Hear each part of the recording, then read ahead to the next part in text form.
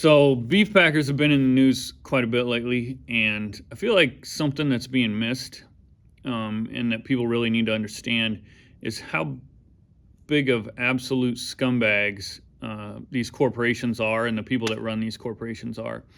The meatpacking these large corporations are not like your typical Fortune 500 companies. JBS is the largest meat packer in the world. Their owners went to prison for bribing the president of Brazil. It's a Brazilian-owned corporation. And, what got me thinking about this is JBS's profits. They released their profits last week. Their net revenues are up 345%. Their profit margins are up around 30%. Same with Tyson Foods. I think their fourth quarter profit margins were over 30%. And this is all going at a time when beef consumers over the past couple of years have been forced to pay the highest prices in history. And at the same time, the people raising the cattle have been getting the smallest percentage of that consumer dollar than they ever have before. And then you have the beef packers in the middle, the Tyson Foods, the JBSs, who are now making profit margins, record profit margins quarter after quarter. And why is this being allowed to happen? Especially in this country, we have antitrust laws. And the meatpacking industry specifically has Packers and Stockyards Act written to prevent this kind of thing from happening, to prevent meat packer concentration, to prevent monopolistic activities. And they also have the Packers and Stockyards division. USDA has an entire division, set aside to stop this kind of stuff from happening, but it's just happening, blatantly, obviously happening.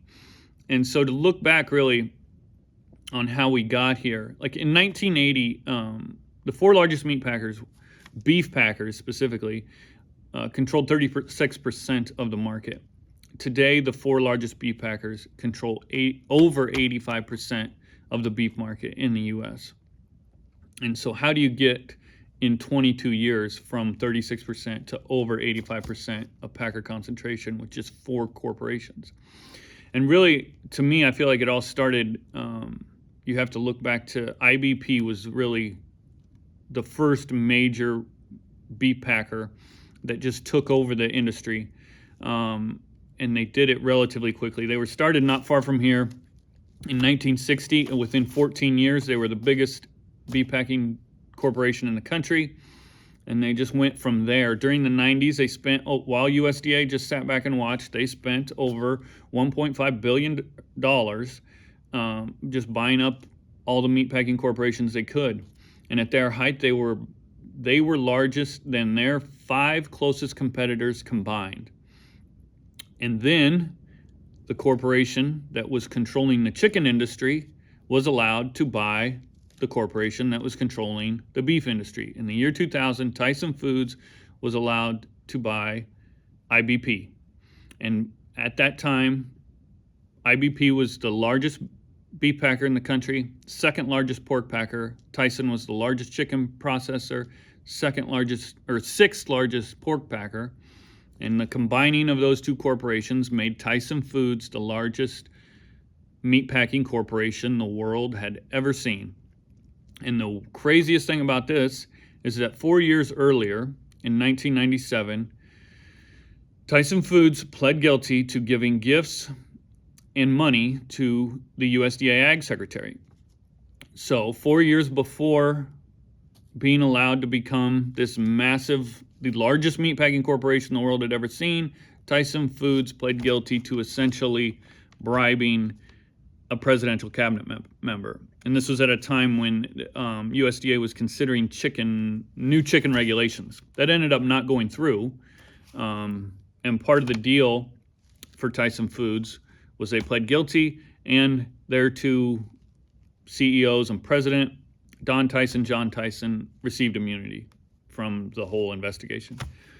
And so if you go on from there, from around in the early 2000s, when Tyson Foods takes over, another company comes in called JBS. And they're out of Brazil, and they are buying up every meat corporation that they can get their hands on. And by 2009, they become the largest meatpacking corporation the world had ever seen. And as you go on, it becomes clear how they were able to do this. In 2017, the owners of JBS plead guilty to using over $150 million to bribe over 1,800 government and banking officials in Brazil. And how this worked was Brazil has a state-run bank. JBS bribed the people running the bank to give them cheap loans. And they received as much money as they needed as they wanted, really. And they went out and purchased every meatpacking corporation they could. They became the largest meatpacker in the world. And, they were sentenced. They served 6 months in jail, were given a big fine, and now their net revenues are up 345%. And then in 2020, JBS gets convicted in the U.S. of using U.S. banks and U.S. real estate to bribe the Brazilian government officials. And part of that money they used to purchase U.S. corporations. Swift Foods, Pilgrim's Pride were purchased illegally. And the penalty they got for that was they had to pay a fine of $256 million. And then later they were told that they actually only had to pay half of that. And so you go on to the next couple years. The last couple years, both JBS and Tyson Foods have paid hundreds of millions of dollars to settle price-fixing lawsuits, and to make sure that those lawsuits never got into court. And really, that's just where we're at, and that's how we got here.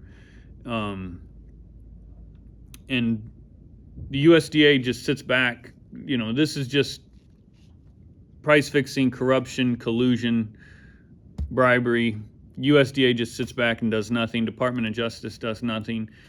The current Ag Secretary, Tom Vilsack, has been the Secretary of Agriculture for 10 of the last 14 years. For that entire time he's been in there, he has said corporate concentration in agriculture is a major problem and something has to be done. And while at the same time he has never done a single thing to fix this problem or even address the problem, he just talks about it. And when, he continues to approve these mergers and acquisitions that give these companies more power, more corporate control over the industry. Sonny Perdue was even worse. He sat back while the worst price gouging in this history ever happened. There was supposed to be a Department of Justice investigation into that, and there have still been no findings released, which at this point you got to assume there was no investigation. And so people really want to make this a Republican or a Democrat issue. It's not. It is simply an American people issue. And what people really need to know and understand is that the companies that they're buying food from are convicted criminals that the politicians and government agencies just allow to continue to operate and control the market. And that's where we're at. And that's how we got here.